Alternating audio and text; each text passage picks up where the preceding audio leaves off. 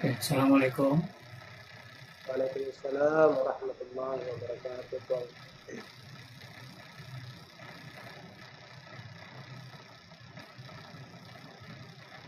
Bismillahirrahmanirrahim.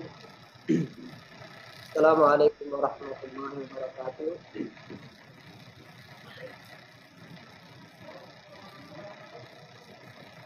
Assalamualaikum warahmatullahi wabarakatuh. Waalaikumsalam. Waalaikumsalam warahmatullahi wabarakatuh. Sama yang saya muliakan, Direktur Profesor Dr. Syamsul Bahri Baligo, serta para hadirin saya muliakan, kembali pada malam Senin ini kita berdua walaupun melalui media Zoom, kita dipertemukan oleh Allah Subhanahu wa taala. Pertama, kita dipertemukan melalui kesempatan ini kita dapat bersua lagi dengan kita melalui kajian Ahlus Sunnah wal Jamaah, baik dari segi perkembangan metodologi dan kepahaman terkait dengan kajian ini. Tentu ada banyak hikmah yang kita peroleh sehingga pemahaman kita yang sejati terkait dengan Ahlus Sunnah wal Jamaah semakin terbuka wawasan kita sebagai santri yang berpaham atau tidak Ahlus Sunnah wal Jamaah. Pada pertemuan yang lalu, Andre Guruta telah menjelaskan bahwa pada hakikatnya walaupun orang sering menyebut bahwa Ahlus Sunnah wal Jamaah itu terutama khususnya dengan akidah Asy'ariyah atau Asy'ariyah, itu orang selalu menyebutnya bahwa manhaj. Tapi berdasarkan penjelasan dari Guruta yang lalu, bahwa pada dasarnya, pada hakikatnya, berdasarkan sejarah, akidah Asy'ariyah itu adalah sebuah madrasah yang walaupun kemudian dalam perkembangan sejarahnya itu mengalami perubahan pemahaman di kalangan orang Islam. Pada pertemuan yang lalu juga disebutkan lanjutan dari bagaimana perkembangan Ahlus Sunnah wal Jamaah. Oleh karena itu pada malam hari ini kita akan mendengarkan lanjutan penjelasan dari kajian tentang Ahlus Sunnah wal Jamaah dari Andre Guruta yang kita muliakan. Oleh karena itu, sebelum saya menyerahkan kesempatan kepada Andre Guruta, kita tak melupakan mengirimkan salawat dan salam kepada baginda Rasulullah Sallallahu Alaihi Wasallam sebagai teladan bagi kita dalam berkiprah di dunia ini, dan senantiasa kita berusaha semaksimal mungkin untuk mencontoh beliau baik dari segi perkataan, perbuatan maupun sikap beliau, sehingga kita menjadi umatnya yang sebagaimana disebutkan oleh Andre Guruta yang lalu, bahwa kita ini selalu berusaha menjalankan atau mengikuti pemahaman atau prinsip akidah yang dimiliki oleh ulama terdahulu kita atau yang disebut ulama salafus saleh. Semoga dengan ikutan kita terhadap mereka pun tentu berusaha meneladani Rasulullah Sallallahu Alaihi Wasallam. Kita ini sebagai para pengikutnya yang terakhir ini bisa pun menjalankan dengan sebaik-baiknya. Oleh karena itu kepada Andre Gurita saya persilakan dengan silakan Andre Gurita. Bismillahirrahmanirrahim. Alhamdulillahirabbil alamin. Wassallallahu wasallam ala rasulillahil amin. Sayyidina Muhammadin wa ala alihi wa sahbihi ajma'in. Wa hasbunallahu wa ni'mal wakil. Wa la hawla wa la quwwata illa billahil aliyyil azim. Amma ba'd, kita lanjutkan pembahasan kita yang masih lagi terkait dengan perkembangan ahli sunnah wal jamaah. Kita sudah melewati fase yang pertama, di mana fase ini pada umumnya adalah pada zaman Rasulullah dan juga pada zaman Khulafa Ar-Rasyidin Al-Arba'ah. Kemudian sebelumnya telah disebutkan juga bahwa apa yang berlaku di kalangan para sahabat Rasulullah Sallallahu Alaihi Wasallam itu adalah merupakan hasil bimbingan dari Rasulullah Sallallahu Alaihi Wasallam, dan hingga ke fase yang kedua ini kita melihat keiltizaman para ulama sahabat dan pindah ke ulama tabi'in dan seterusnya ke tabi'in masih berlaku, walaupun sudah muncul berbagai tantangan-tantangan, terutama sekali munculnya perbedaan-perbedaan pemikiran dari sudut politik Islam. Akan tetapi dampaknya juga kita melihat masuk ke dalam pemahaman ataupun akidah Islam. Fase yang kedua ini ialah fase pertengahan kedua kurun pertama. Ya. Jadi pertengahan kedua, ya, kurun pertama Hijriah sehingga akhir Khilafah Umayyah.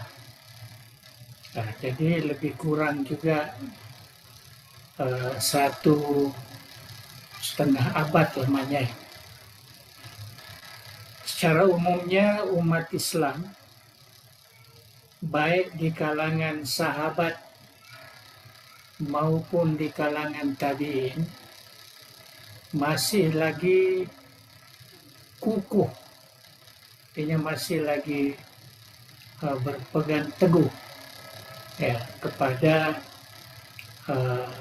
warisan yang telah diwarisi dari para sahabat bersama Rasulullah Sallallahu Alaihi Wasallam.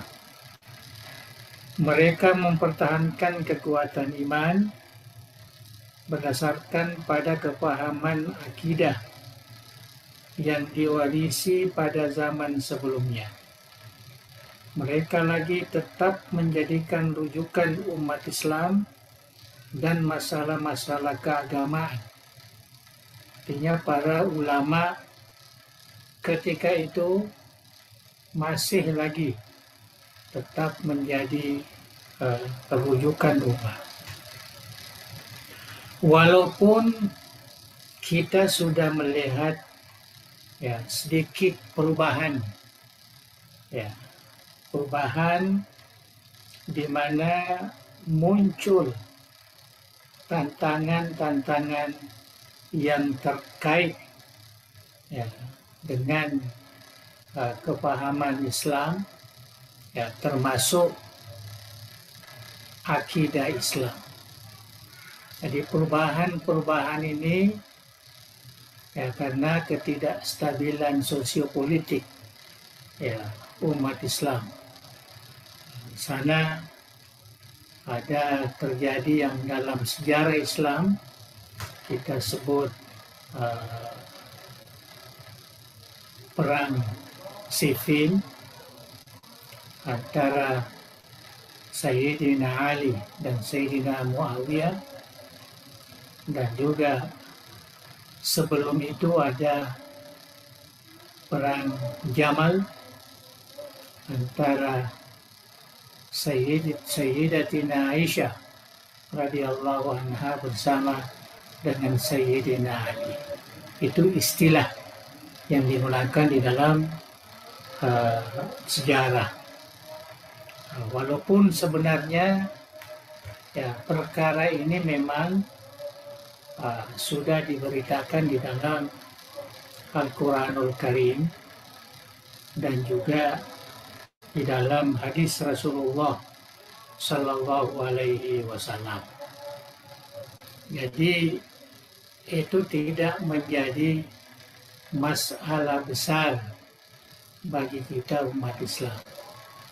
Yang menjadi masalah besar ialah munculnya akibat daripada ketidakstabilan itu pemahaman-pemahaman yang keliru yang dibawa oleh golongan-golongan yang timbul akibat perpecahan umat Islam ketika itu, atau disebut ketidakstabilan sosiopolitik umat Islam. Muncullah umpamanya golongan Khawarij. Kita kenal golongan Khawarij, golongan Rafidah atau Syiah, dan golongan Mu'tazilah. Ya. Walaupun sebenarnya dari sudut pemahaman agama memang sudah ada titik-titik hitam muncul di kalangan sahabat ya sebelumnya, ya, yaitu munculnya golongan yang disebut Qadariyah yang tidak percaya kepada rukun 6 rukun Islam, rukun iman, yaitu tentang qada dan qadar. Kemudian kebalikannya muncul pula golongan Jabariyah yang terbalik, yang sama sekali perbuatan manusia itu tidak ada, yang ada hanyalah perbuatan Allah Subhanahu wa Ta'ala. Jadi kalau Qadariyah menafikan campuran perbuatan Tuhan kepada perbuatan manusia. Begitu juga golongan yang ketiga yang disebut golongan Murji'ah, dan ini bisa dipelajari di dalam ilmu firaq, ya, ilmu golongan-golongan Islam yang terkait ya dengan akidah Islam. Tetapi yang dibangkitkan di dalam tulisan ini ialah golongan Khawarij dan golongan Syiah yang awalnya ini adalah pendukung kuat Sayyidina Ali dari sudut politik, ya, dari sudut kepemimpinan, ya, di dalam Islam. Tapi setelah terjadinya tahkim antara Sayyidina Muawiyah dengan Sayyidina Ali, maka golongan Khawarij ini keluar dan mereka melaknat Sayyidina Ali dan Sayyidina Muawiyah. Bukan hanya melaknat dan juga mengeluarkan statement yang terkait dengan akidah, yaitu bahwa pelaku dosa besar adalah kekal di dalam neraka.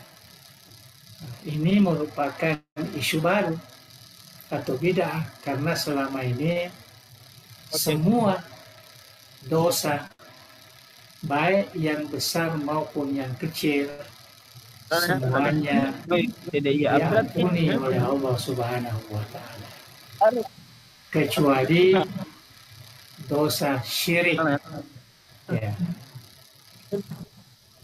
Bahwa Allah la yaghfir an yushraka bihi wa yaghfiru ma duna zalika liman yasha. Jadi itu sudah membuat satu pemahaman baru di dalam Islam, sehingga golongan ini telah dinasihati, telah diajak berdialog, bukan hanya para sahabat, tetapi juga langsung Sayyidina Ali. Ya. Akan tetapi tidak lagi secara spontan seluruhnya bertaubat. Tetap ada di antara mereka sisa-sisanya yang kecil, ya, yang tetap tidak mau meninggalkan, ya, pemahaman itu. Itulah golongan Khawarij. Dan kalau kita kaitkan dengan zaman kita sekarang ini, ya, mungkin sering, ya, kita melihat, ya, melalui media sosial ada namanya Khawarij al-Yaum, ya, golongan Khawarij, ya, pada hari ini, yaitu mereka yang berpahaman ekstrem, ya, di dalam kepahaman agamanya, dan juga dari sudut melihat, ya, pelaksanaan praktek yang beragamanya. Muncul golongan Syiah. Golongan Syiah ini juga menimbulkan pemahaman-pemahaman baru, terutama dengan terlalu fanatiknya kepada Sayyidina Ali, sehingga syahadah pun ditambah, bukan lagi syahadatan, tetapi salas syahadat, 3 syahadanya. Saya kira ini tidak perlu saya jelaskan terlalu panjang.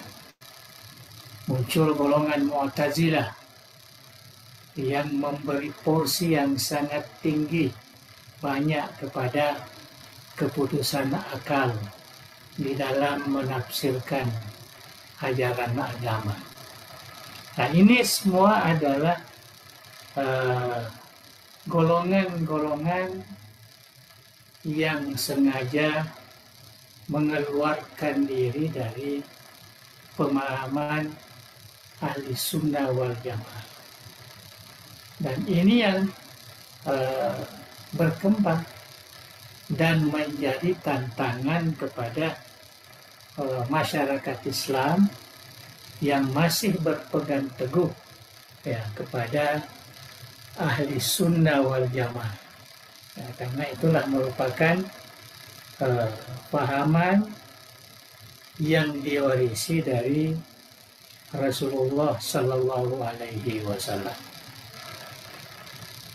Bisa dibaca terus nanti apa namanya golongan-golongan ini, baik dalam ya kajian ini kita akan melihat bagaimana pandangan mereka ya tentang masyarakat Islam ketika itu, dan yang paling apa namanya mendapat masalah baru adalah fahaman yang sudah established di masyarakat Islam, yaitu pahaman ahli sunnah wal jamaah. Jadi mendapat tantangan baru. Ya. Untung sebelumnya ya, ulama, para sahabat, dan juga ulama para tabi'in sudah giat mengadakan ya kajian-kajian ya, terutama untuk menjawab ya perkara-perkara yang dibangkitkan oleh ya golongan-golongan yang kita sebutkan tadi itu. Sayyidina Ali ya, seorang sahabat yang sangat mendalam ya ilmunya, ya, telah melaksanakan ya, kritikan-kritikan tajam, pandangan-pandangan yang benar ya, di dalam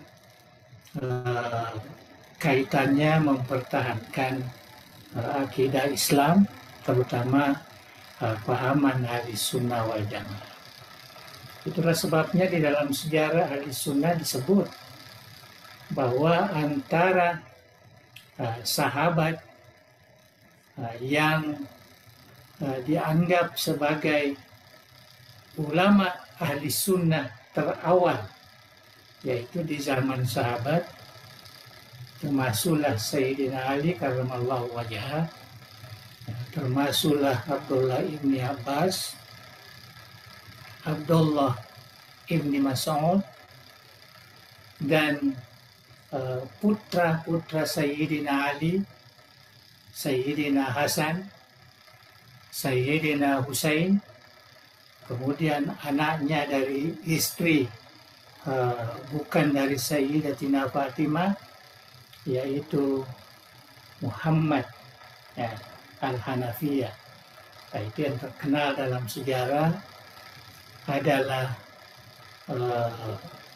anak putra Sayyidina Ali yang betul-betul dari awal menekuni ilmu pengetahuan, tidak pernah ya terkait dengan politik ya bersama dengan ayahnya. Jadi beliau kemudian melahirkan anak bernama Abu Hashim, kemudian Ahmad Al-Hanafiyah. Ya, kedua-duanya semua berkecimpung dalam kajian-kajian Islam dengan bertujuan untuk mengembalikan citra ketulenan ajaran agama Islam yang disebut sebagai kepahaman atau pahaman ahli sunnah wal jamaah. Jadi itu yang perlu kita pahami. Jadi golongan-golongan yang disebut itu tetap wujud, dan mereka juga giat ya, mempertahankan dia punya keyakinan. Ya, maka terjadilah firqah-firqah di dalam Islam ya, seperti mana yang disebutkan di dalam hadisul firaq. yang sering kita dengarkan, kita baca, sataftariku ummati ila salasin wa sab'ina firqatan. Itu yang biasa kita baca, bahwa umat Rasulullah itu akan berpecah menjadi banyak golongan, 73 ya, golongan. Kulluhum ya, finnar illa firqatan wahidah. Saya kira hadis ini sudah pernah saya jelaskan, jadi tidak perlu lagi saya sebutkan di sini, karena kita hanya membaca kronologi atau perkembangan pahaman ahli sunnah wal jamaah. Dan pada fase ini pula ya, muncul pengajian halakah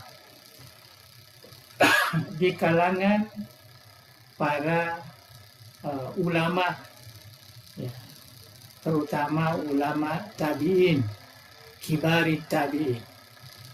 Yang paling terkenal di dalam sejarah yaitu di kota Baghdad ya, seorang tokoh ulama yang menjadi rujukan umat Islam ya, rujukan ahli sunnah wal jamaah, yaitu Imam Abu Sa'id Hasan bin Abi Hasan Yasar al-Basri, meninggal pada tahun 110 Hijriah. Yang lebih masyhur kita dengarkan kita orang Bugis memanggilnya Andre Ruta Hasan Basri ya. Jadi Hasan Basri, Syekh Imam Hasan Basri. Beliau membuka pengajiannya yang diikuti oleh banyak penuntut dari berbagai kalangan dan penjuru di pelosok dunia. Ya, jadi mereka menyebarkan ilmu-ilmu agama Islam yang benar atau yang sesuai dengan ya, pahaman ahli sunnah wal jamaah. Bagaimanapun ya, sudah tentu orang yang mengaji ini ya bukan 100% akan patuh dengan ajaran yang mereka terima. Justru muncul di kalangan santrinya, kalau istilah kita sekarang ini, dua orang yang merasa mempunyai pemikiran lain atau pahaman lain yang disebut di sini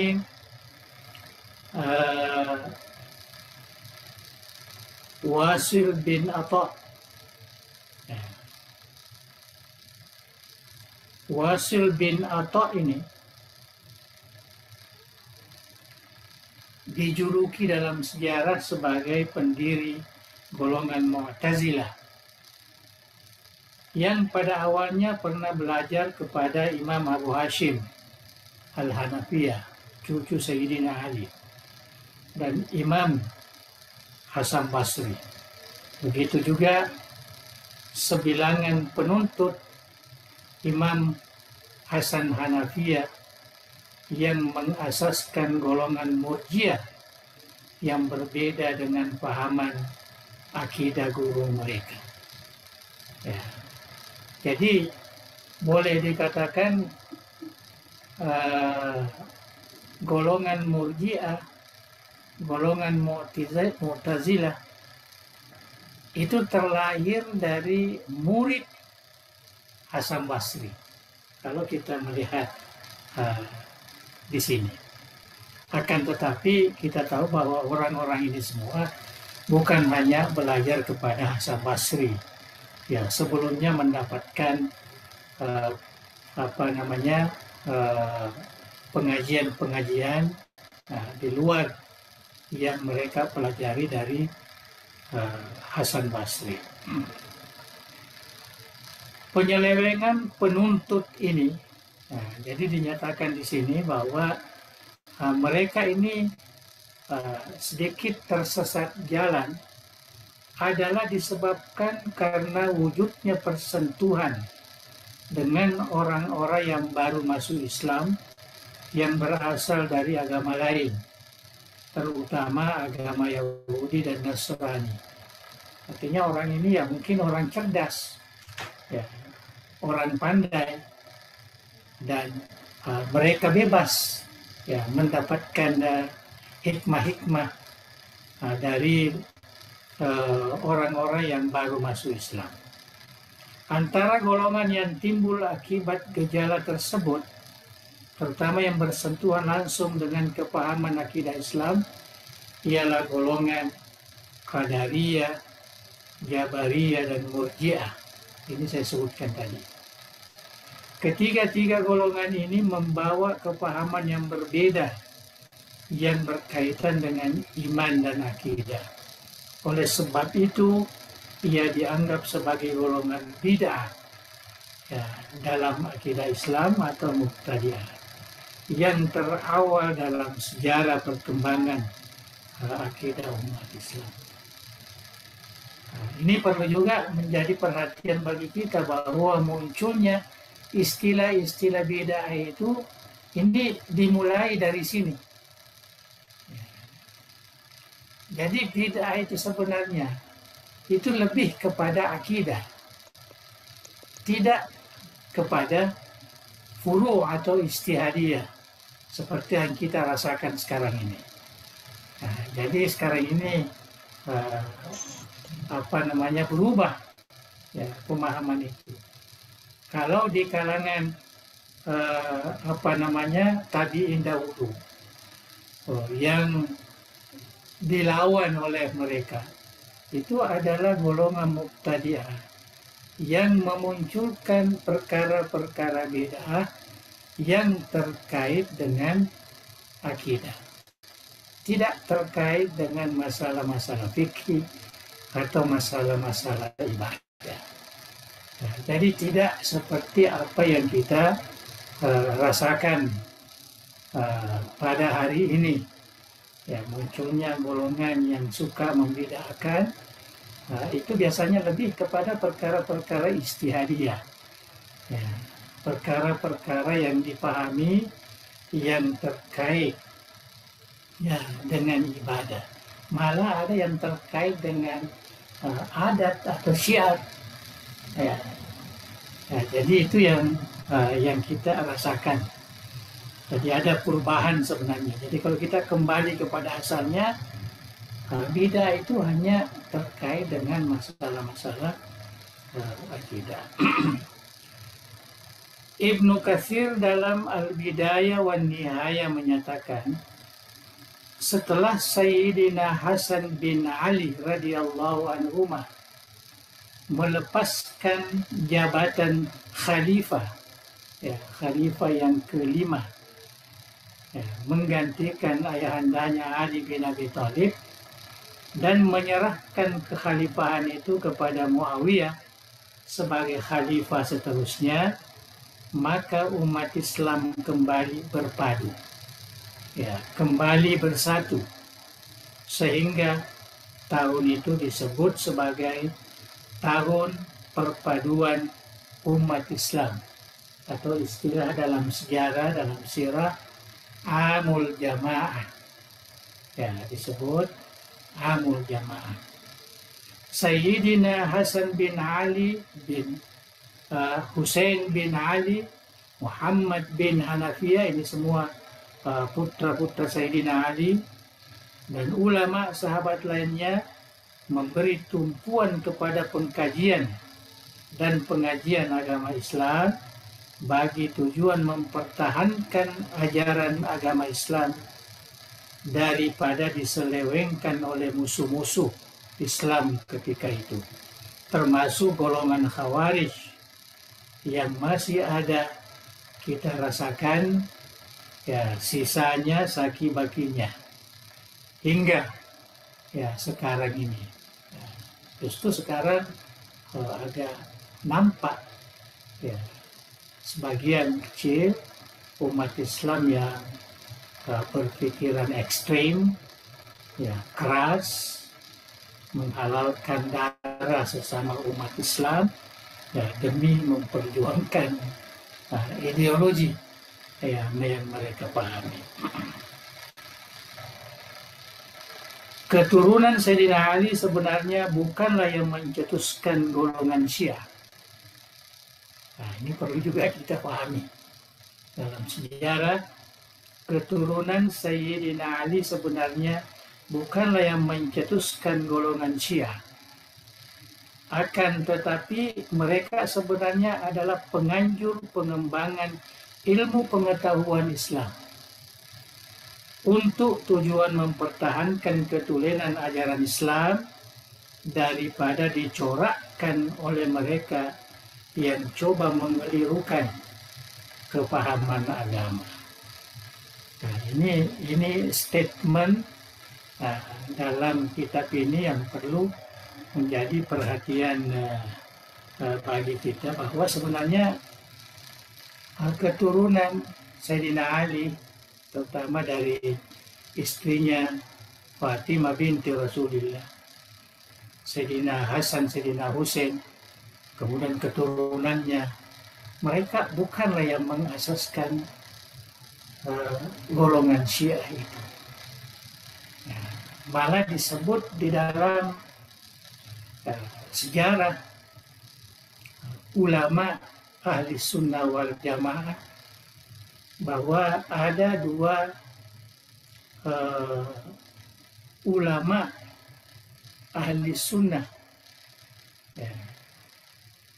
yang disalahfahami pemikirannya atau pahamannya, sehingga kabur ajaran atau pahaman agama yang dibawanya. Yang pertama ialah Sayyidina Ja'far As-Shadiq. Nah, ini keturunan Sayyidina Ali. Orang Syiah sekarang, Syiah Imamiyah Isnai Asyariyah, mereka aklamasi mengangkat nama Sayyidina Ja'far As-Shadiq ini menjadi imam mazhab. Padahal Sayyidina Ja'far ini sama-sama belajar dengan Sayyidina atau Imam Abu Hanifah. Artinya ilmu yang mereka miliki ini sama. Tapi kenapa di dalam kenyataan menjadi berbeda?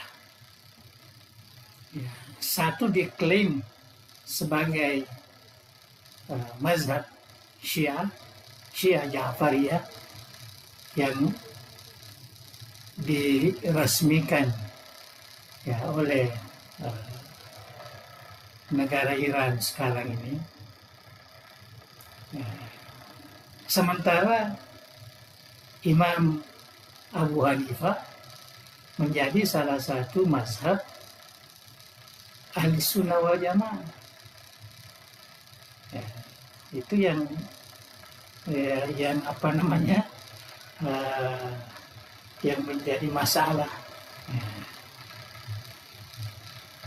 Yang kedua ialah Imam Ahmad bin Hanbal. Kita tahu Ahmad bin Hanbal adalah seorang fuqaha mujtahidin, setara dengan imam tiga yang lain. Walaupun Imam Ahmad bin Hanbal ini termasuk murid sahabat Imam Asy-Syafi'i, dan Ahmad bin Hanbal termasuk riwayatnya tentang mazhab qadim Imam Asy-Syafi'i. Tapi dalam perkembangannya ada satu golongan yang muncul, namanya golongan Hanabilah. Ini lebih kurang abad ke-5 Hijriah. Muncul golongan ini mengatasnamakan mazhab Ahmad bin Hanbal, ya, tetapi mereka mengajarkan akidah at-tajsim dan at-tashbih, atau istilah yang biasa kita dengar mujassimah, ya, menganggap Tuhan itu sama dengan manusia, punya tangan, punya mata, dan lain-lain sebagainya. Menganggap Tuhan itu bertempat, yang telah dikritik keras oleh ahli sunnah wal jamaah, imam-imam yang pada masa itu yang masih hidup adalah Imam Al-Baqillani, Imam As-Suhaimi, Imam Ibni Fawrak. Ini semua adalah ulama ahli sunnah wal jamaah. Rumpun daripada anak-anak murid silsilah keturunan daripada Imam Abu Hasan Asy'ari. Sehingga diriwayatkan bahwa Ibnu Fawrak meninggal akibat diracun oleh golongan Mujassimah ini dari Hanabilah. Begitu hebatnya, ya, perbuatan ini. Padahal mereka mengatasnamakan mazhab Imam Ahmad bin Hanbal dan dikritik tajam oleh ulama mazhab Ahmad bin Hanbal sendiri, seperti Ibnu Qudamah, ya, seperti siapa lagi nih, Ibnu Jauzi, ya, banyak buku-bukunya yang kita baca yang mengkritik golongan Hanabilah ini, mengatakan mereka menyalahgunakan nama imam besar Ahmad bin Hanbal. Itu saya sedikit menyebutkan ini supaya kita sempurna di dalam memahami, ya, sejarah perkembangan ahli sunnah wal jamaah. Seperti dinyatakan di atas, ya, saya lihat buku lagi, ulama yang sangat masyhur menyebarkan ilmu dan kepahaman Islam ketika itu ialah Abu Hashim Abdullah bin Muhammad bin Hanafiyah, cucu Sayyidina Ali. Hasan bin Muhammad bin Hanafiyah, ya, adiknya tadi Abu Hashim. Dan Hasan bin Yasar al-Basri, Hasan Basri. Mereka inilah yang menghasilkan banyak ulama di zaman setelah khilafah Rashidah. Mereka menjadi rujukan umat Islam, ya, ketika itu, ya, sehingga menjadi cikal bakal nama ahli sunnah itu menjadi menjadi terkenal, ya, menjadi terkenal di zaman Hasan Basri, walaupun belum lagi menjadi semacam satu golongan, ya, seperti mana yang kita kenal di zaman Imam Abu Hasan Asy'ari, Imam Abu Mansur al-Maturidi. Itu pandangan Abu Zahra, ya, seorang ulama Azhar, ulama Mesir yang kontemporer, yang baru, ya, meninggal mungkin abad ke-20 Masehi, jadi masih baru lagi. Beliau melihat seperti itu, ya, perkembangan ahli sunnah ini.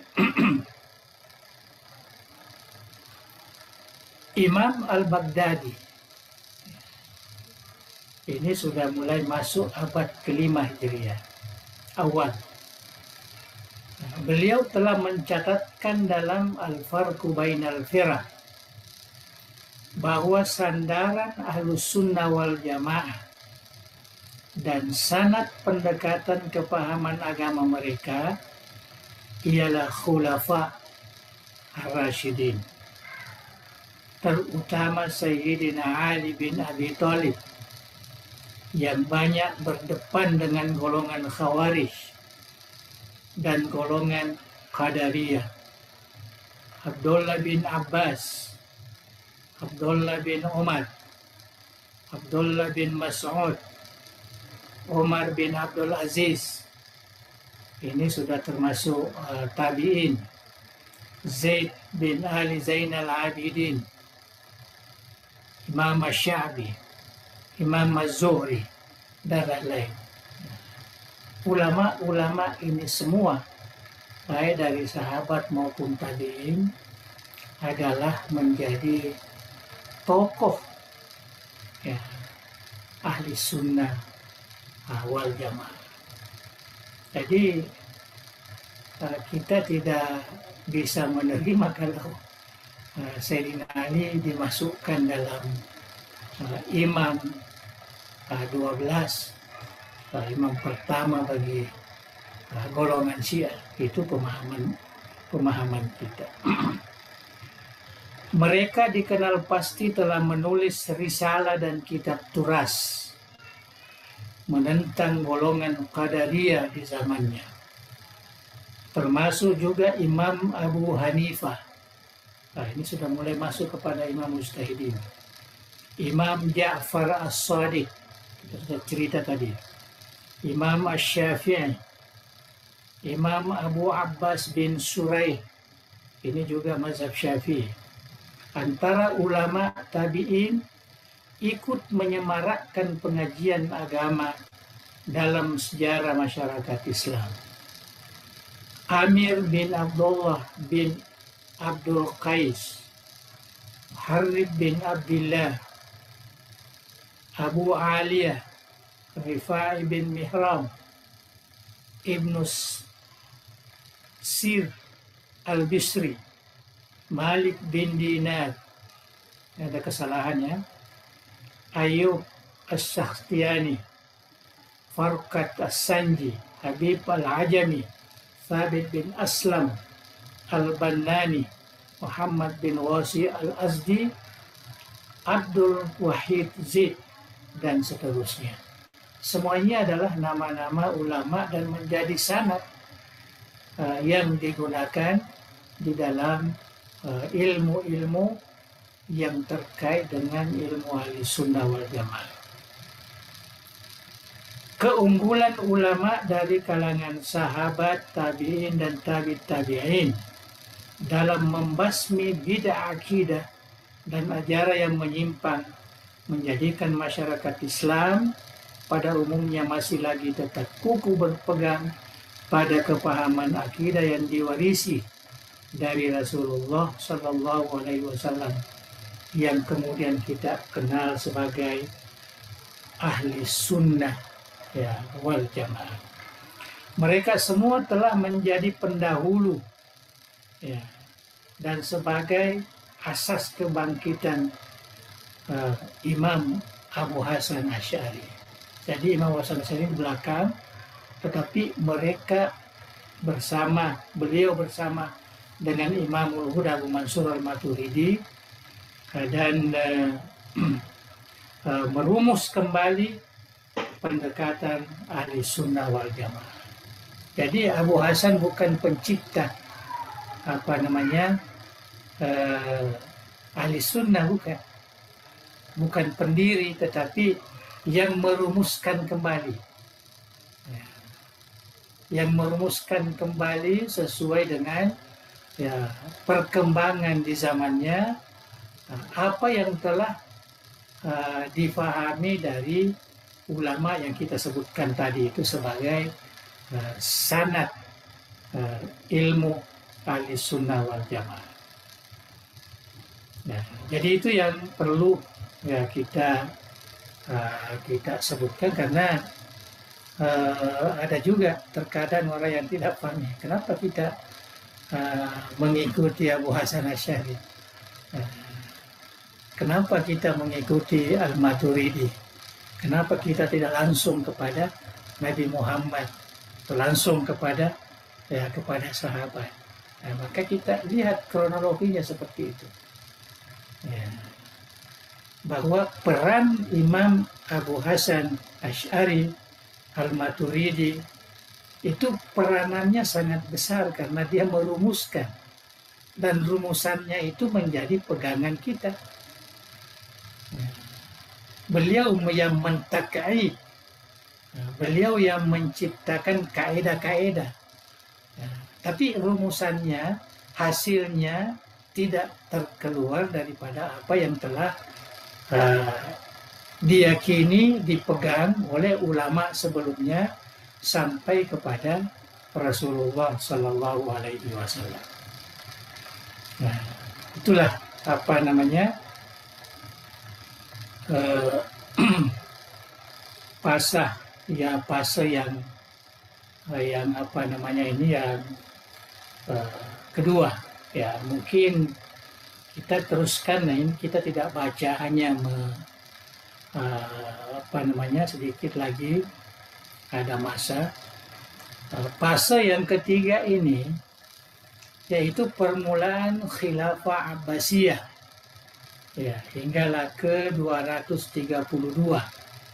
Ya, itu ya satu fase. Nah, di mana fase itu dimulai dengan Khilafah Abbasiyah.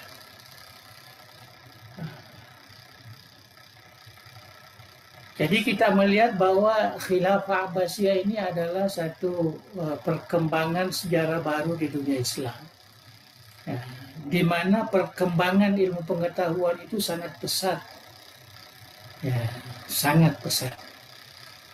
Ya. Dengan kepesatan itu pula ulama kita tadi yang mengkhususkan diri mengkaji Islam ini, mencipta ilmu juga. Disitulah munculnya seperti Abu Hasan Asy'ari membuat ilmu tauhid. Ya, sebagian ulama membuat ilmu tasawuf, ya, ilmu akhlak, ya, berbagai-bagai lagi ilmu yang terkait untuk memudahkan masyarakat Islam mengamalkan, ya, ajaran Islam itu sendiri. Nah, dikatakan di sini bahwa kegiatan penterjemahan ilmu pengetahuan, nah, ini sudah sering kita mendengarkan ini, dan falsafah Yunani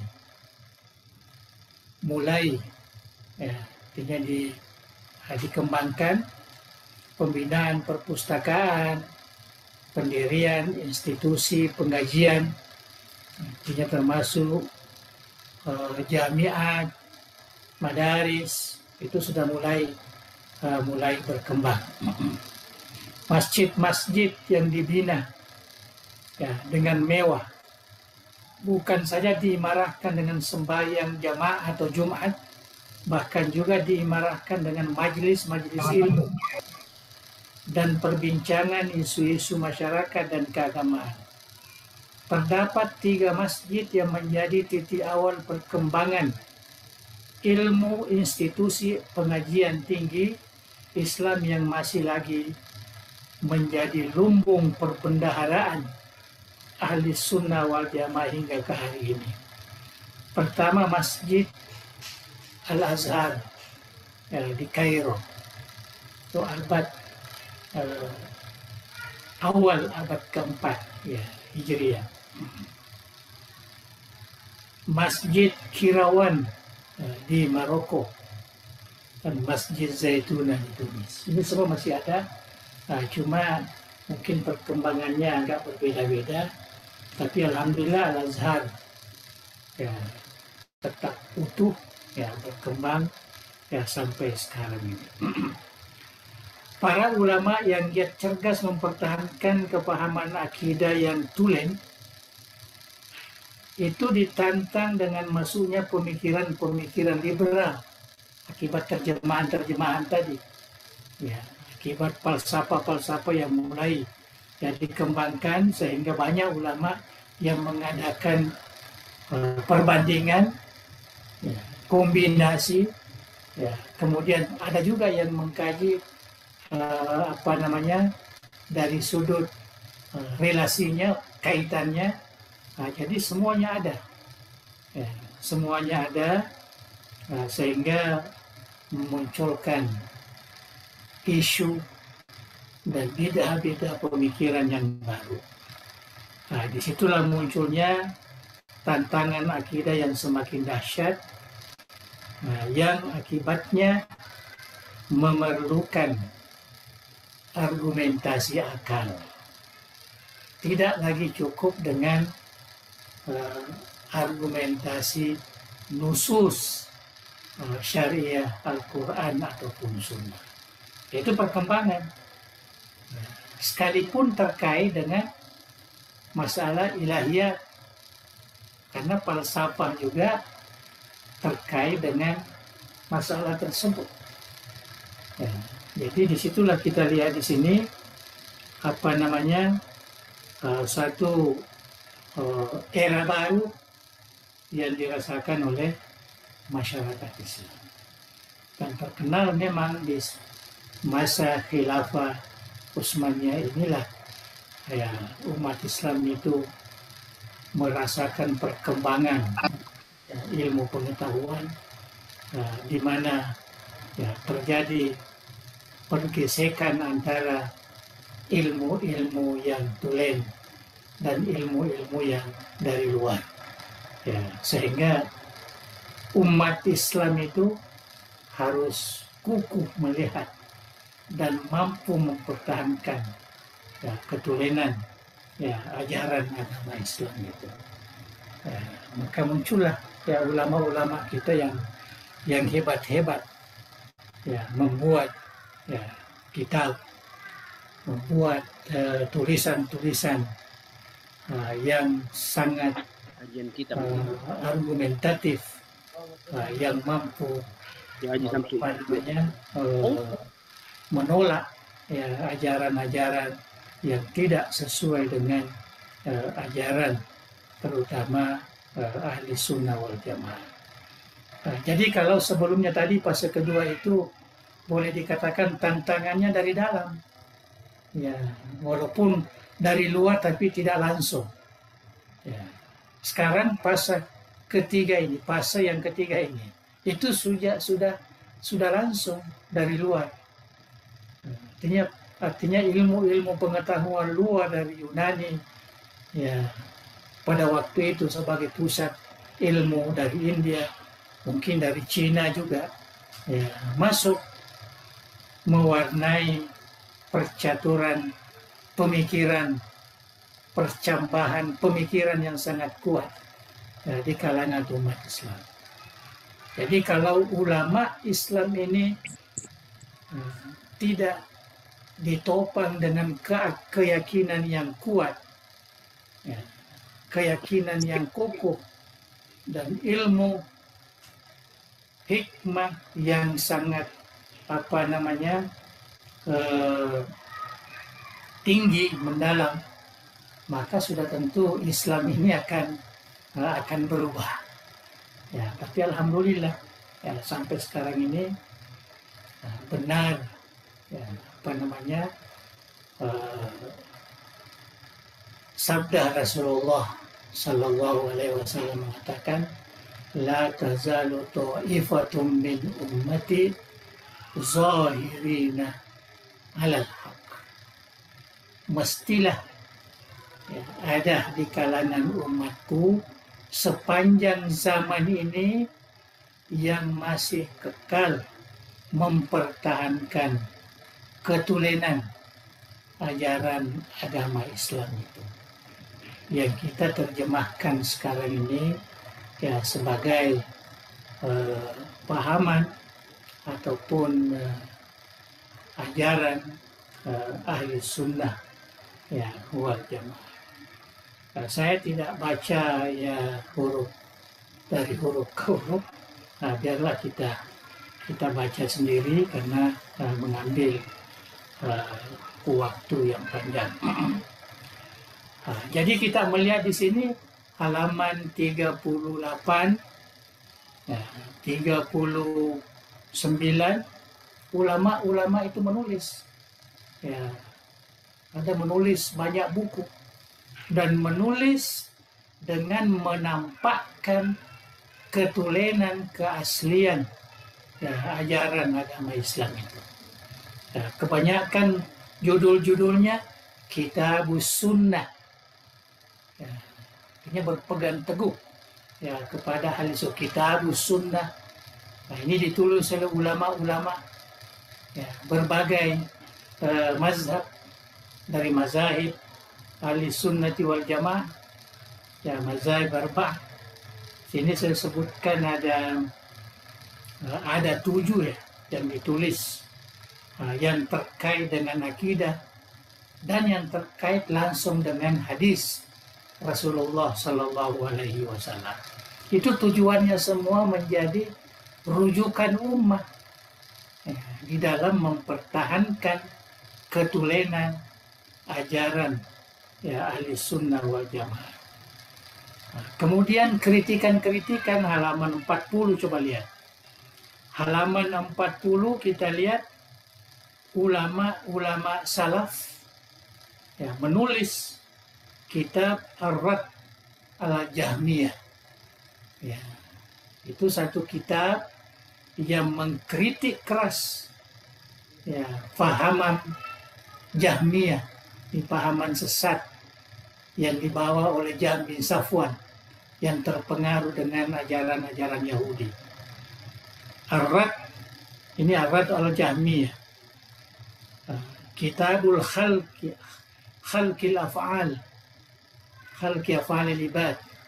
Ini Imam Bukhari yang buat ini untuk menentang Jamaah Qadariyah bahwa perbuatan manusia itu tidak terlepas daripada kuasa Tuhan ya, tidak istiqlal hanya manusia yang melakukan, tetapi ada keterkaitan dengan khalqullah ya.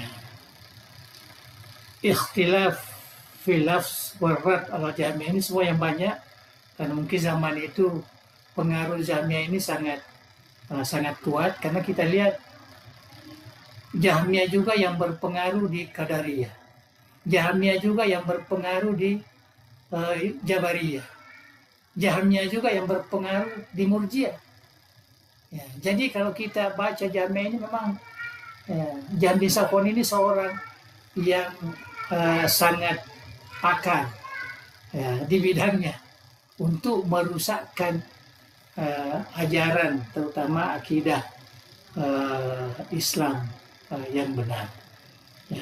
Dan ada yang mengatakan bahwa dia ini adalah mantan pendeta Yahudi, jadi kemudian masuk ya, Islam dan coba merusakkan Islam dari dalam yang kita sebut dengan Jahmiyah.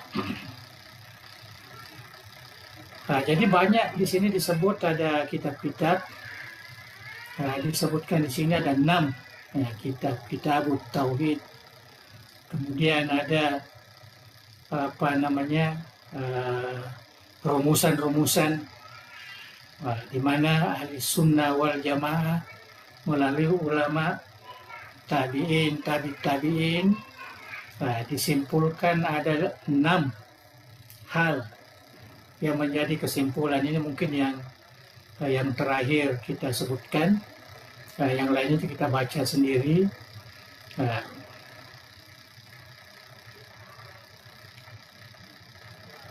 Yang pertama mengutamakan hujah-hujah riwayah, ya, daripada hujah-hujah dirayah akliyah.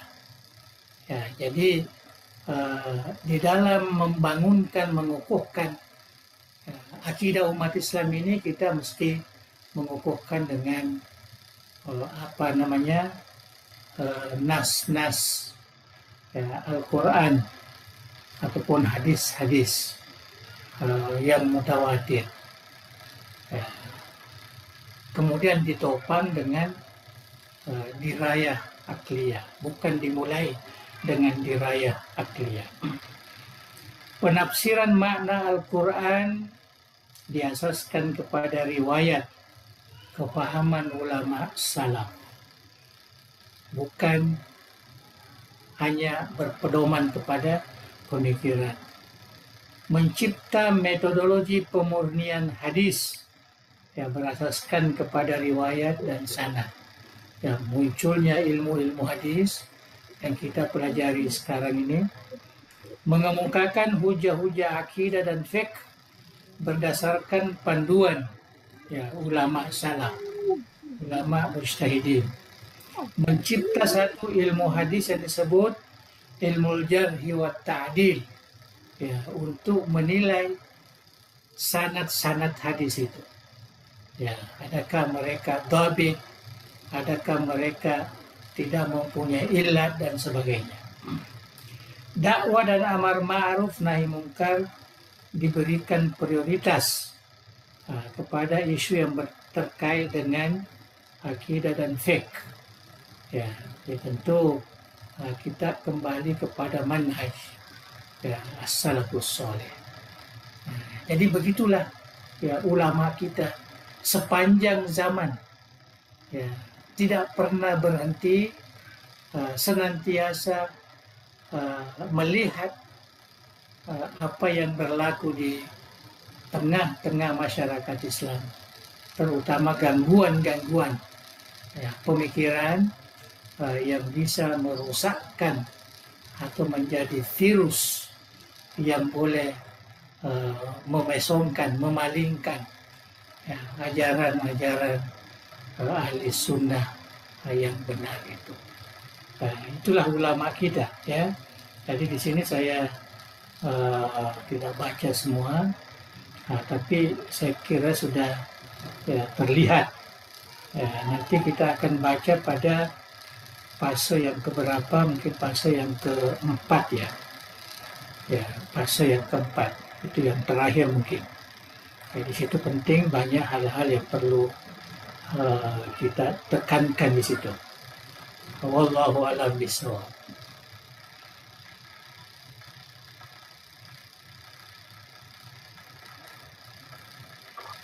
Terima kasih Tuang atas pencerahannya kepada kami semua serta webinar pada malam hari ini. Alhamdulillah pencerahan-pencerahan tersebut semakin membuka dan bahkan semakin memperkokoh keyakinan kita semua terkait dengan paham tidak Ahlus Sunnah wal Jamaah.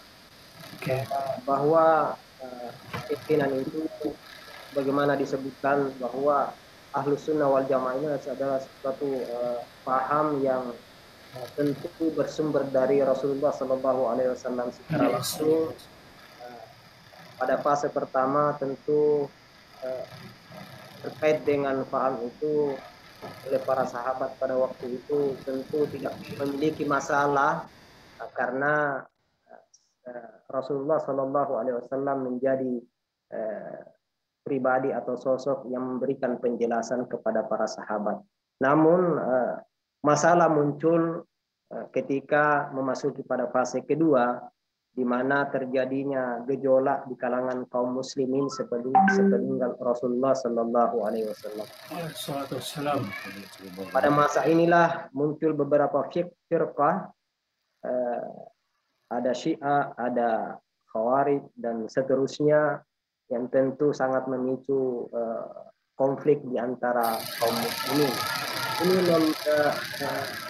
merupakan sebuah kenyataan yang memang terbukti sebagaimana yang diprediksi oleh Rasulullah Shallallahu Alaihi Wasallam di dalam sebuah hadis yang disebutkan sebagaimana disampaikan oleh Andre Guruta tadi, bahwa Rasulullah mengatakan sataftariqu ummati ila 73 firqah kulluhum finnari illa firqah. Mudah-mudahan satu firqah yang selamat itu, yang tidak menjadi penghuni neraka, itu kita termasuk orang-orang yang di dalamnya, yakni orang-orang yang senantiasa istiqamah, konsisten menjalankan ajaran ahlu sunnah wal jamaah, ya, yang tentu kita yakini itu bersumber langsung dari Rasulullah Sallallahu Alaihi Wasallam yang secara turun temurun diwariskan kepada kita hingga sekarang ini. Walaupun demikian, bagaimana besarnya gejolak yang terjadi pada fase yang kedua itu tentu tidak pernah lepas adanya upaya dari para penganut paham akidah ahlu sunnah wal jamaah, bagaimana kuatnya tentangan dari para penolak paham tersebut, tetapi tetap ada saja ulama yang selalu mempertahankan ajaran tersebut. Ada beberapa tokoh yang disebutkan oleh Andre Guruta tadi, tentu ini merupakan satu modal bagi kita sebagai generasi terkini ini untuk senantiasa mau belajar tentang sejarah, sehingga kebenaran hakiki dari ahlu sunnah wal jamaah itu tidak pernah hilang di muka bumi ini, hingga bukan hanya sampai pada terkini, tetapi bahkan ke depan dari sampai kepada anak cucu-cucu kita yang selalu berusaha mempertahankan akidah tersebut. Saya kira itu secara singkat apa yang bisa saya simpulkan dari apa yang disampaikan tadi. Namun demikian, mungkin dari para asatidz maupun mungkin ada ustadzat yang ingin lebih jauh, ingin mengetahui dari apa yang disampaikan oleh Andre Guruta tadi, kami persilahkan dengan hormat kepada para asatidz dan ustadzat. Kami persilahkan, mungkin ada yang mau bertanya, bisa terlebih dahulu raise hand atau langsung chat atau ya bagaimana lah. Silakan Bapak Ibu.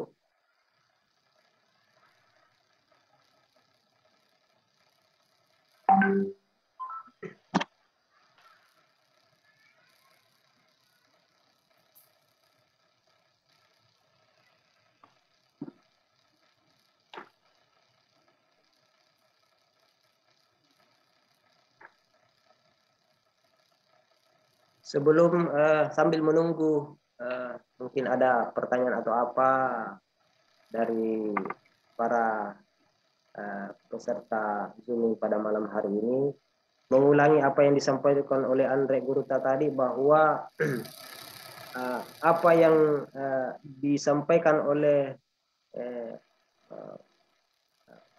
tokoh dari yang kita kenal sebagai pendiri paham akidah ahlus sunnah wal jamaah, yaitu Abu Hasan al-Asy'ari, yang bersama dengan Al-Imam Al-Huda Abu Mansur Al-Maturidi, merupakan perumus kembali, bukan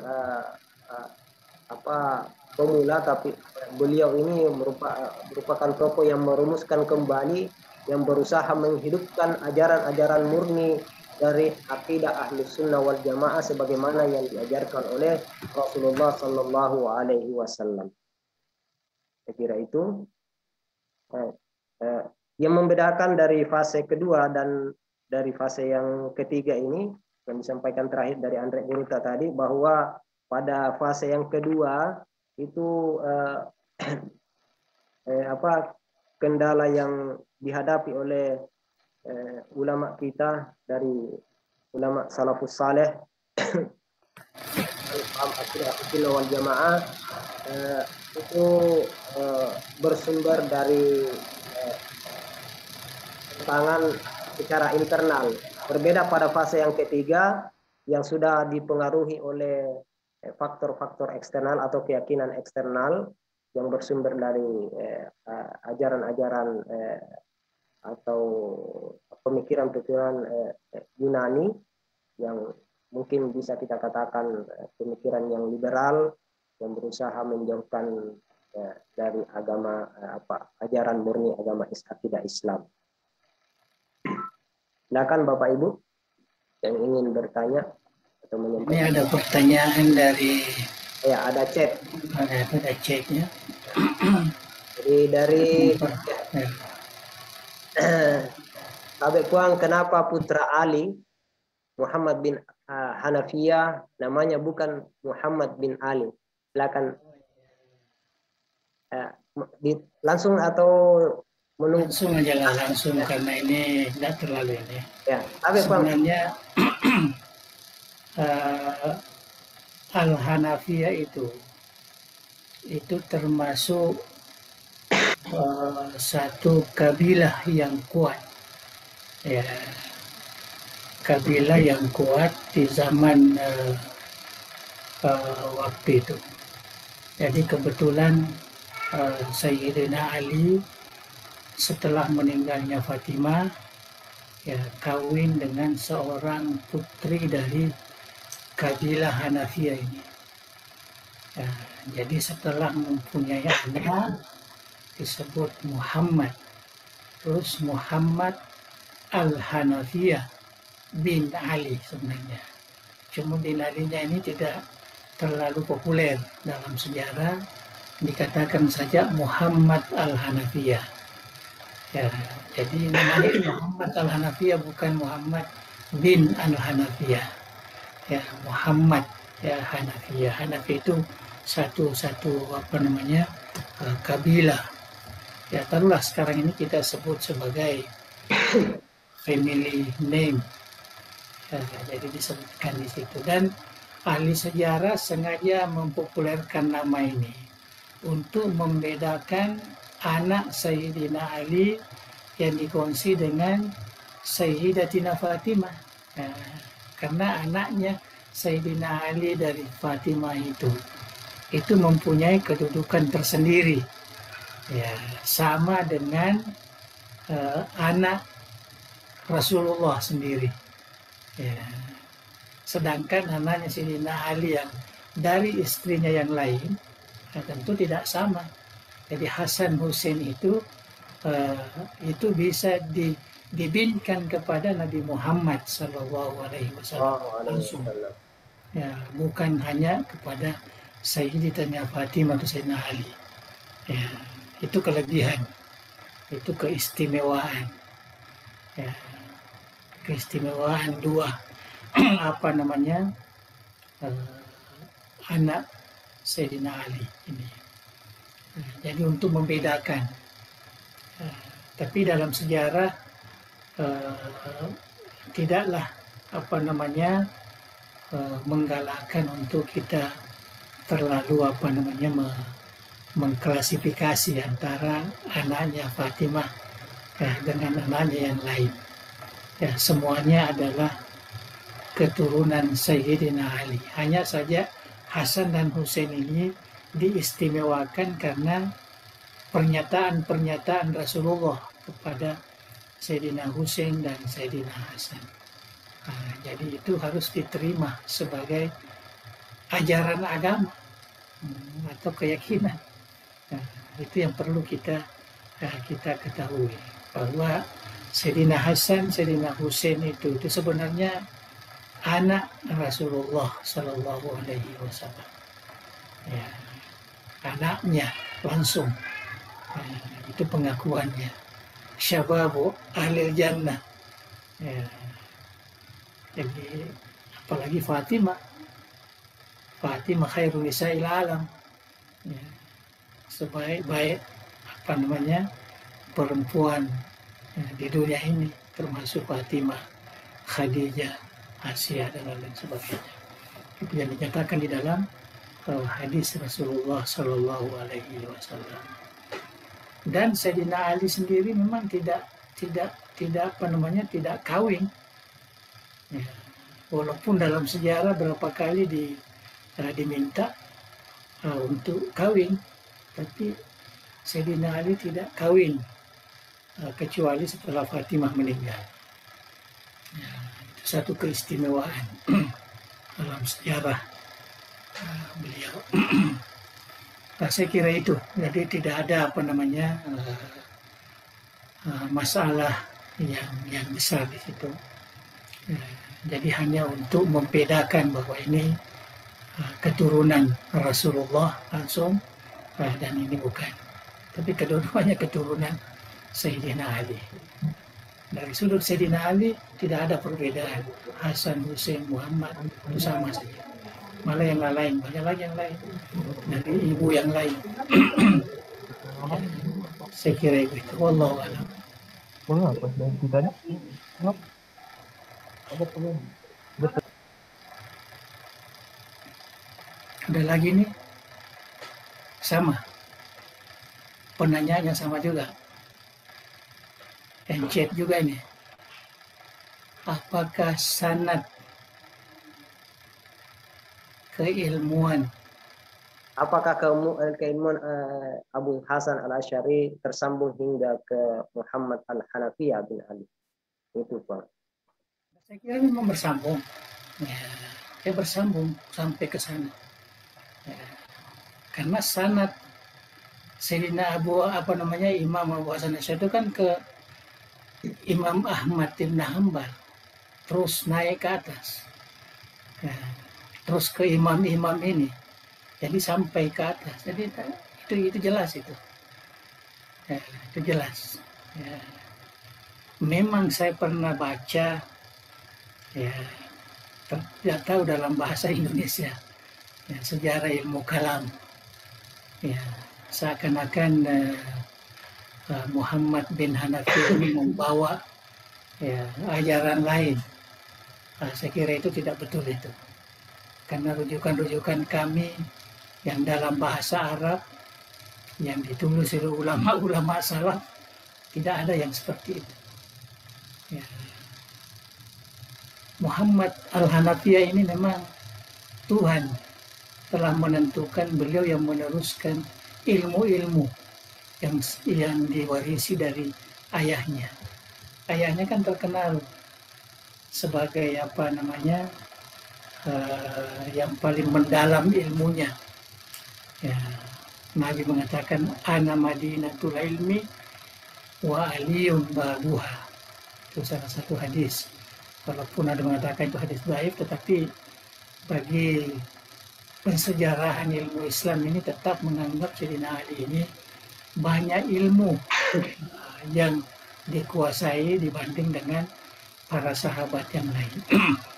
Malah ada yang mengatakan aqdakum Ali ibn Abi Thalib, yang paling tahu mengenai ilmu qada, ya, yang syarak ini, ya, maka Sayyidina Ali lah, ya, tahu ilmu faraid, tahu macam-macam berbagai ilmu yang diketahui, sehingga Sayyidina Abu Bakar ketika menjadi khalifah mengangkat Sayyidina Ali sebagai penasihat, ya, dalam perkara-perkara yang muncul ketika beliau mendapat tantangan-tantangan, maka Sayyidina Ali yang maju, ya, menjawab, ya, di zaman Sayyidina Abu Bakar. Sayyidina Umar juga begitu, ya. Cuma waktu Sayyidina Utsman tidak lagi. Tapi Sayyidina Abu Bakar, Sayyidina Umar, Sayyidina Ali ini sebagai tulang punggung di bidang ilmu pengetahuan. Nah, kalau ada orang bertanya tentang hukum, tentang apa, kepada sahabat-sahabat lain, jangan bertanya kepada saya. Pergi kepada Sayyidina Ali. Nah, itulah kehidupan para sahabat dahulu. Ya, jadi Sayyidina Ali itu memang diberikan, dibaca dalam kitab Al-Lumah. Ya, ada sekian pintu ilmu itu ada 40 pintu itu milik Sayyidina Ali. Itu disebut dalam hadis. Walaupun hadis itu mungkin ada yang mengatakan dhaif, tapi ada juga yang mengatakan hadis itu boleh dipakai, diterima ya sebagai dasar untuk menyatakan bahwa Sayyidina Ali itu orang yang menguasai ilmu pengetahuan. Itu sebabnya sepakat ulama ahli sunnah bahwa ulama ahli sunnah di kalangan sahabat yang nomor satu itu adalah Sayyidina Ali. Sayyidina Ali. Hanya saja di dalam menentukan ulama setiap abad ini yang disebut oleh Rasulullah likulli ra'si mi'ati kulli sana man yujadidu dina. Setiap 100 tahun itu ada ulama yang memang khusus ditugaskan untuk tetap mempertahankan ketulenan ajaran agama ini, dan satu kepalanya pada abad pertama Hijriah itu jatuh kepada Umar ibn Abdul Aziz. Itu yang kita lihat di dalam kitab-kitab turas kita, termasuk yang paling otentik yang bisa dijadikan sebagai pegangan, kitab Ibnu Asakir. Ya, Ibnu Asakir itu punya kitab sejarah Dimas 80 jilid. Yang banyaknya ada, boleh di-download itu. Ya, cuma tidak boleh baca lah semuanya. 80 jilid. Gimana boleh membacanya? Nah, jadi kita hanya melihat. Nah, di situ disebut itu pada abad pertama Hijrah, yang muncul sebagai kepala ulama itu ialah untuk membaharui, memurnikan. Maksud membaharui ini bukan mengadakan yang baru, tetapi artinya memurnikan, ya, mengembalikan kepada asalnya. Itu Sayyidina Umar bin Abdul Aziz. Abad kedua Hijriah, Al-Imam Asy-Syafi'i. Itu abad kedua Hijriah. Nah, abad ketiga Hijriah, Imam Abu Hasan Asy'ari. Itu Ibnu Asakir punya pandangan itu. Ibnu Asakir, dan didukung oleh ulama. Dia sebut semua ulama-ulama yang mendukung itu. Ya, bukan bermakna dia seorang, artinya banyak ulama. Tetapi yang menjadi kepalanya, nah itulah dia. Imam Syafi'i abad kedua Hijriah, Imam Abu Hasan Asy'ari abad ketiga Hijriah, kemudian abad keempat, saya tak salah ingat, dia mengatakan, tak salah ingat saya,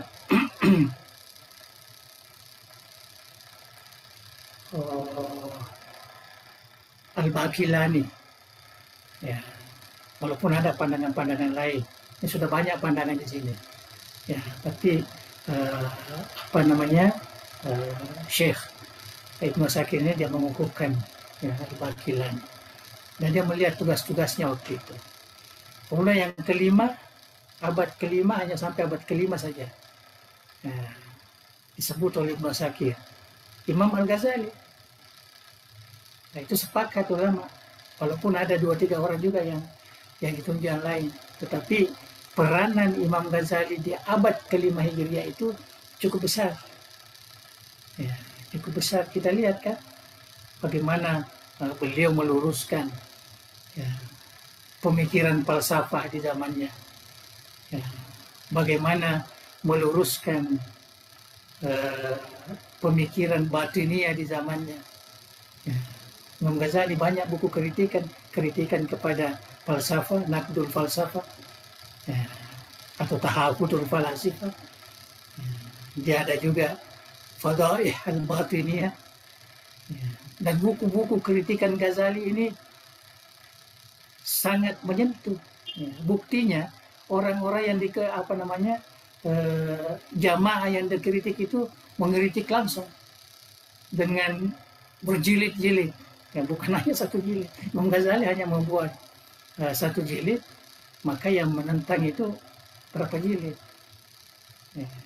Fadail Batiniyah 3 jilid yang menentang, yang meluruskan kembali ya, pandangannya. Ya. Dari orang-orang Batiniyah sendirilah, akhirnya mereka mempertahankan begitu hebatnya ulama kita dulu. Ulama. Jadi setelah itu ya Ibnu Asakir sudah diam karena abad ke-6 Hijriah itu sudah zamannya. Ya, tidak mungkin disebut saya atau ada ulama, tidak mungkin. Ya, jadi berhentilah di situ. Nanti disambung lagi, disambung oleh ulama lain. Sudah banyak. Jadi di situ sudah tidak lagi dapat dirumuskan. Sudah banyak sekali. Ya, sudah banyak. Ya. Malah ada yang melesetkan itu, melesetkan dari jadi waktu Imam Syafi'i di abad kedua itu dia menaikkan Ahmad Ibn Hanbal. Ya, dinaikkan Ahmad Ibn Hanbal. Padahal Ahmad Ibn Hanbal yang menentukan bahwa yang pantas menduduki itu ialah Imam Syafi'i. Imam Syafi'i. Di situ yang disebut dalam Ibnu Asakir. Tapi karena ini mungkin dengan tujuan ya golongan dan sebagainya, ya kan Ahmad Ibn Hanbal dan ulama-ulamanya sampai Mu'tazilah sampai turun ke bawah dan sebagainya. Ya, jadi itulah ya. Jadi menjadi konsumsi yang tidak berasas lagi kepada ilmu. Jadi yang saya paham itu hanya Ibnu Asakir yang menyebutkan 5 itu. Ya, setelah itu kami tidak itu, dan mereka yang 5 ini ya termasuk salafus saleh ya, ulama kita yang kokoh. Nah, itu sedikit. Nah, jadi apa yang dipertanyakan itu jelas. Ya, jelas. Muhammad Al-Hanafi itu terkenal. Artinya keturunan Sayyidina Ali yang banyak terkait dengan ilmu Islam. Tidak sama kasihan dengan Sayyidina Husain, Sayyidina Hasan. Dia mesti juga ya, bergabung dengan dunia politik karena dia memang punya warisan. Ya, jadi terpaksa mereka. Akhirnya Sayyidina Husain korban. Ya, walaupun memang sudah diberitakan oleh Rasulullah. Sayyidina Hasan sudah diberitakan bahwa inilah yang akan menyelamatkan umat Islam yang berpecah. Ya, saya tadi dibaca tahun perdamaian itu dikatakan jamaah Sayyidina Hasan. Ya, nanti setelah itu barulah ya, mereka aktif. Ya, tapi anak-anak mereka berdua ini, anak Sayyidina Husain yang masih ada satu tingkat tinggal, anak Sayyidina Hasan, inilah yang mulai banyak. Nah, ini semua dalam ilmu pengetahuan. Ya, dalam ilmu pengetahuan termasuk Ja'far Shadiq ya, dan anak-anaknya dan sebagainya, semua di dunia ilmu pengetahuan. Ya, itulah yang yang perlu kita ketahui. Wallahu a'lam bishawab.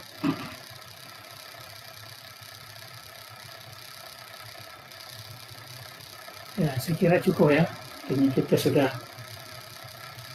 Nah.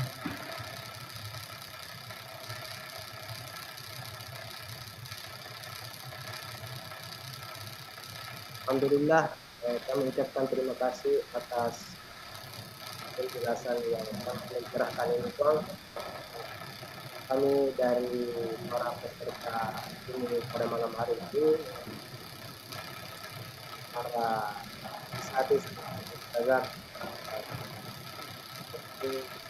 menjadikan kajian malam hari ini sebagai sebuah penguatan mungkin bagi kita yang mungkin sempat lupa dari apa yang telah diketahui sebelumnya, dan bagi yang belum pernah mendalaminya atau mempelajarinya, tentu ini merupakan sebuah pencerahan yang baru untuk menatap ke depan bagaimana agar paham akidah ahli sunnah wal jamaah itu tetap senantiasa terpatri dalam jiwa hati sanubari kita semua, sehingga bagaimanapun kuatnya tentangan maupun tantangan yang tentu kita ketahui dan pahami bahwa saat ini kita berada pada masa di mana mungkin sama yang dialami oleh pada masa-masa terdahulu, di mana para ulama kita yang menganut paham akidah Ahlus Sunnah wal Jamaah itu tetap saja mendapatkan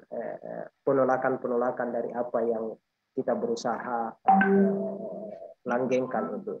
Mudah-mudahan kita menjadi bagian dari apa yang dikatakan oleh Rasulullah Sallallahu Alaihi Wasallam, walaupun umatnya itu akan terbagi ke dalam 73 golongan, tetapi satu firqah itu adalah firqah yang tentu terselamatkan dari api neraka. Mudah-mudahan kita menjadi bagian dari satu firqah itu, sehingga tentu bukan hanya keselamatan dunia yang kita peroleh, tetapi tentu keselamatan abadi yang kita harapkan benar-benar dapat capai, yaitu kebahagiaan akhirat kelak.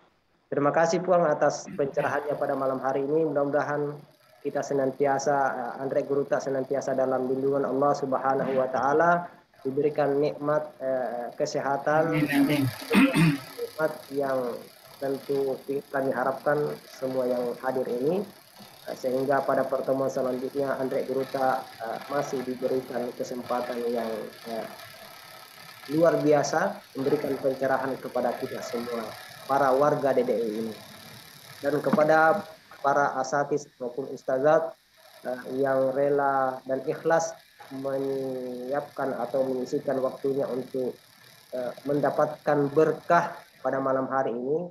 Dari penjelasan Andre Guruta tadi, kami ucapkan terima kasih kepada host. Saya kembalikan corong. Terima kasih.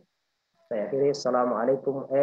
Sebelumnya kami mengharap kepada Andre Guruta Haji Mas'ud Al-Mustari MCMA untuk menutup doain kegiatan ini melalui doa. Terima kasih, Bang.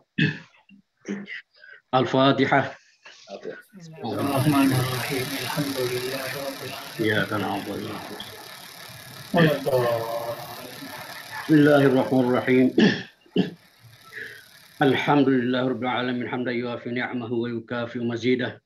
Ya Rabbana lakal hamdu kama yanbaghi li jalali wajhikal karim wa 'azimi sultanik. Allahumma shalli wa sallim ala sayyidina Muhammad wa ala alihi wa sahbihi ajma'in.